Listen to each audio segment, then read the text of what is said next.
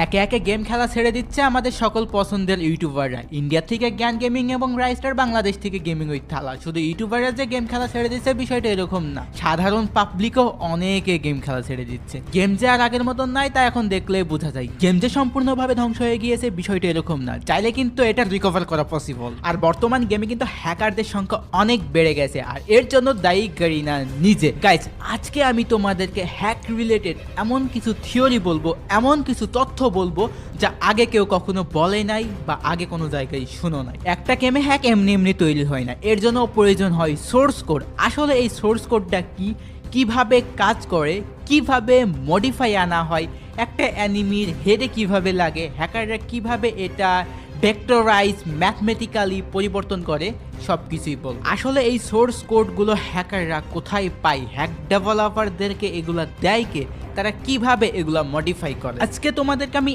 এমন তথ্য দিব যা আগে কেউই দেয় না। এমনও হইতে পারে ভিডিওটা আপলোড দেওয়ার পরে ইউটিউবে নাও থাকতে পারে, স্ট্রাইক দিয়ে ভিডিওটা উড়াইও দিতে পারে। এর জন্য তোমাদেরকে বলতেছি সকলে ভিডিওটা শেয়ার করবা। এখন শেয়ার করতে বলতেছি না, সম্পূর্ণ ভিডিওটা দেখবা, বুঝবা আদেও আমি কি তোমাদেরকে ইনফরমেশনটা দিয়েছি, আমার লজিকটা বুঝবা।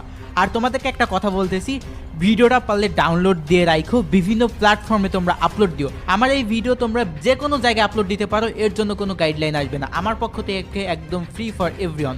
তোমরা টিকটক, ইউটিউব শর্টস, আদার্স কোনো প্ল্যাটফর্ম থাকলে আপলোড দিবা নির্দ্বিধায়। ওই যে একটা কথাই আছে না, একতাই বল। অর্থাৎ তোমরা যত বেশি হাইপে উঠাইবা, যত বেশি এটা নিয়ে কথা বলবা, তত বেশি কিন্তু তাদের জায়গা মতন লাগবে।